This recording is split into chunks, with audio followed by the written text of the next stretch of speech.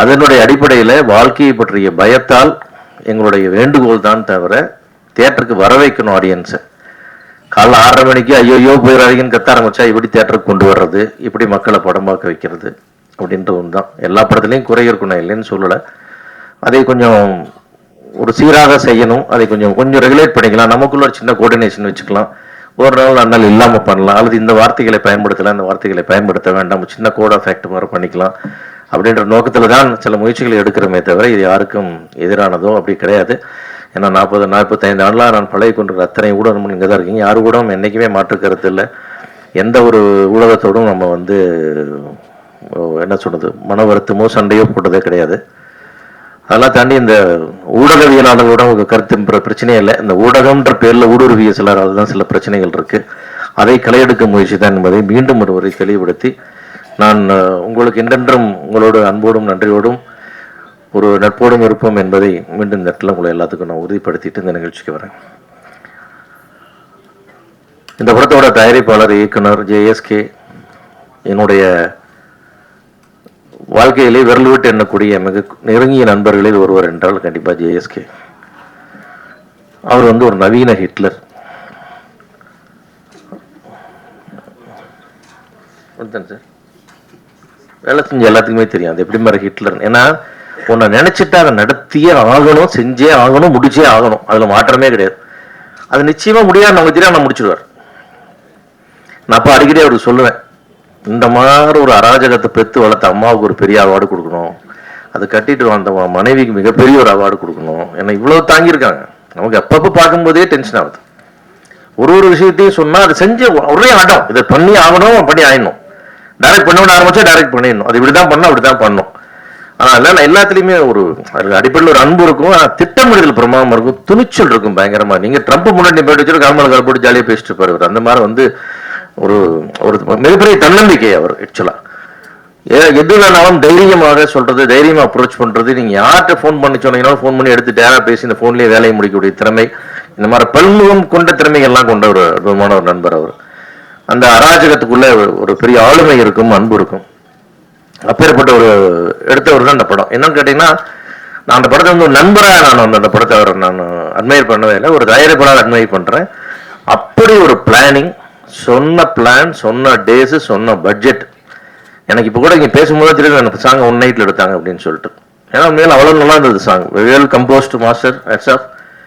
அந்த ஒரு நாளில் ரொம்ப பியூட்டிஃபுல்லாக பண்ணி அவ்வளோ ஷார்ட்ஸ், ஃப்ரேமிங், மூவ்மெண்ட் எல்லாமே நல்லா இருந்தது. அந்த மாதிரி அவரோட எக்ஸிகியூஷன் அந்த மாதிரி இருக்கும். எல்லாமே லொக்கேஷன் பார்த்து நான் 2 நாள் நடிக்க போனேன். ஷார்ட் அவ்வளோதான், வந்தா டக் டக் டக் முடிச்சு போயிட்டு இருங்க சார், எந்த ஃபிலிமில் திரும்பி நான் கட் பண்ணிக்கிறேன். அந்த மாதிரி எல்லாமே பிளானிங். ஒரு முதல் படம் பண்ற டேரக்டருக்கான எந்த விதமான ஒரு சின்ன சங்கோஜமோ சந்தேகமோ எல்லாத்தையும் டிஸ்கஸ் பண்ணி எடுக்கிற மாதிரி எல்லாம் இல்லை. எல்லாமே மைண்ட்ல வச்சுட்டு பிரமாதமா ஒர்க் பண்ணாரு.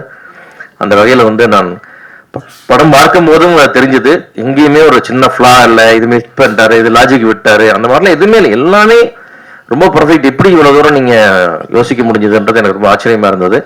அந்த வகையில அது ஒரு அடல்ட் கண்டென்ட் இருந்தா கூட அதுல ஒரு வழக்கமா அந்த மெசேஜ் உள்ள கதையில மேட்டர் இருக்காது, மேட்டர் உள்ள கதையில மெசேஜ் இருக்காது. இது ரெண்டுமே இருக்குதுன்றது ரொம்ப ஒரு அழகான விஷயம். ரொம்ப நாள் ஆச்சு இந்த மாதிரி ஒரு இன்ட்ரெஸ்டிங்கான ஃபில்ம் ஒன்று பார்த்து. அந்த மாதிரி ஒரு நல்லா இருக்கும். அது விதத்துல அது கண்டிப்பா தியேட்டர்ல ஒரு பெரிய ரெவென்யூ பண்ணக்கூடிய படமாக நிச்சயமா இருக்கும்னு நான் 100% நம்புறேன். இந்த விழாவுக்காக சொல்ல, நீங்க எல்லாருமே தியேட்டர் ரிலீஸ்க்கு அப்புறம் நீங்க சொல்லுவீங்க அது என்ன ஷேர் பண்ணுச்சு அப்படின்னு சொல்லிட்டு. கண்டிப்பா இந்த படத்தை யாரும் வாங்கினாலும் அவங்களுக்கு ஜாக்பாட்டு தான். அந்த அளவுக்கு தியேட்டர் ரெவென்யூக்கான ஒரு தியேட்டர் படம். அது முழுக்க ஒரு தியேட்டருக்கு ஒரு மாசா பார்க்கும்போது அப்படி இருக்கும். நீங்க அந்த ஒரு சாங் போகும்போது என்ன ஒரு உற்சாகம் தான், அது படம் பூரா இருக்கும். அந்த மாதிரி இன்ட்ரெஸ்டிங்காக பண்ணியிருக்காரு. ஒரு ஒண்டர்ஃபுல் மெசேஜோட ரொம்ப அழகாக பண்ணியிருக்காரு. அந்த டீமுக்கு ரொம்ப நன்றி சொல்லணும். அதுதான் முக்கியமாக இந்த படம் நிச்சயமாக கமர்ஷியலாக ஒரு மிகப்பெரிய வெற்றியை பெறும். அது கண்டிப்பாக JSKக்கு ஒரு பெயரா புகழா மானிட்டரி எல்லாத்துலேயுமே ரொம்ப ஒரு பெரிய படமாக அவருக்கு அமைஞ்சிருக்கு இந்த படம். நான் கண்டிப்பாக ஒரு ஏரியா நான் கொடுங்க, நான் ரிலீஸ் பண்ணணும்னு கேட்டிருக்கேன். அந்த அளவுக்கு படம் பார்த்து நான் ரொம்ப இம்ப்ரெஸ் ஆகிருக்கேன் அந்த மாதிரி. அதே போல் அந்த படத்துடைய கேமராமேன் சதீஷ், உண்மையாக சொல்கிறேன், நான் ரொம்ப ரீசெண்ட் இயர்ஸ்ல பார்த்து the best cameraman for the producer and director. என்னுடைய படத்தில் அகனேஸ்வரில் ஒர்க் பண்ணாரு, ஒரு கோ கேமராமேனாக தான் ஒர்க் பண்ணாரு.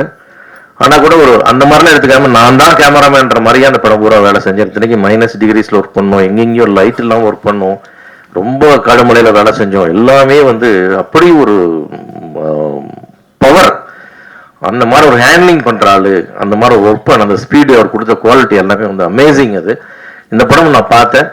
அதே மாதிரி வந்து ஒரு கண்டிப்பாக வந்து இது ஒரு பட்ஜெட் ஃபிலிமில் பண்ண ஃபோட்டோகிராஃபிலாம் யாருமே சொல்ல முடியாது. It's excellent photography. கண்டிப்பாக வந்து சதீஷ்க்கு வந்து இன்னும் மிகப்பெரிய வாய்ப்புகள், மிகப்பெரிய ப்ராஜெக்ட்டுக்கெல்லாம் கண்டிப்பாக எதிர்காலத்தில் காத்துக்கிட்டு இருக்கு. நானும் எங்கே போனாலும் யாரோட ஃப்ரெண்ட்ஸ்கிட்ட பேசினாலும் சதீஷ் பற்றி ஒரு வார்த்தை சொல்லிட்டு வருவேன். ஏன்னா ஏதோ ஒரு படம் கிடைக்கணும். அதில் நடிக்க வந்தபோது தான் ஜேஎஸ்கே அதுவும் அவரும் அதே மாதிரி இம்ப்ரெஸ் ஆகி இந்த படத்தில் ஒரு கேமராமேனை போட்டால் அது கண்டிப்பாக அவர் கொடுத்த வாய்ப்பு பிரமாணம் பண்ணியிருக்காரு. Music director decades nice, very song. நான் 2 சாங் ரொம்ப அழகாக இருந்தது. ரீரெக்கார்டிங் ரொம்ப வெரி சென்சிபிளாக பண்ணியிருக்கீங்க. கண்டிப்பாக இந்த படம் உங்களுக்கு ஒரு பெரிய பிரேக் த்ரூவாக இருக்கும். அதே மாதிரி அந்த படத்தில் நடிச்சிருக்கிற அற்புதமான கதாநாயகிகள் 4 பேர் 5 பேர் இருக்காங்க. எல்லாருமே ரொம்ப நல்லா. என்ன அந்த ஸ்டேஜ் ரொம்ப அழகுன்னா எல்லாருமே தமிழ் பேசுகிற கதாநாயகிகள் இவ்வளோ பேர் இருந்து I try to learn Tamil அப்படின்லாம் எல்லாருமே பேசுனீங்க. ரொம்ப சந்தோஷமா இருந்தது.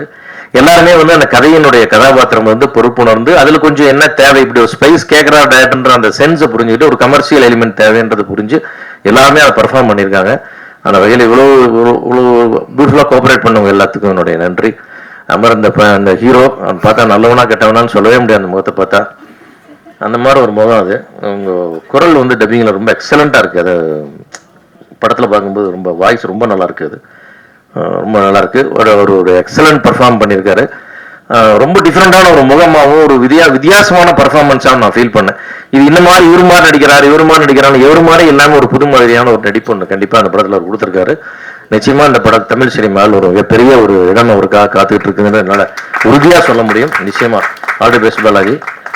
அந்த மாதிரி வந்து இந்த படத்தோட எடிட்டர் பியூட்டிஃபுல்லாக இந்த படத்துக்கு வந்து எப்படி இருக்கணுமோ அந்த கட்டிங் என்ன கிறிஸ்பாக இருக்கணுமோ அதை பர்ஃபெக்டாக கொடுத்துருக்கீங்க நீங்கள்.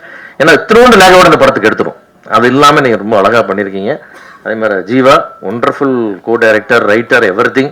படமே அவருன்ற மாதிரி எழுத்து போட்டு வேலை செஞ்சார். அவருக்கு ஒரு அருமையான நம்முடைய பாடல் ஆசிரியர்கள் எல்லாருமே, ஆர்ட் டைரக்டர் எல்லாருமே வந்து ரொம்ப அழகாக பண்ணாங்க. இந்த ஒரு நல்ல டீம் அமைஞ்சது ஜேஎஸ்கேக்கு. அவரும் அப்படியே அழகாக எல்லாத்தையும் கொண்டு போனார். ஒரு பட்ஜெட்டில் பண்ண படம் ஒரு மாபெரும் வெற்றி அப்படின்றதுக்கு இந்த வருஷத்துல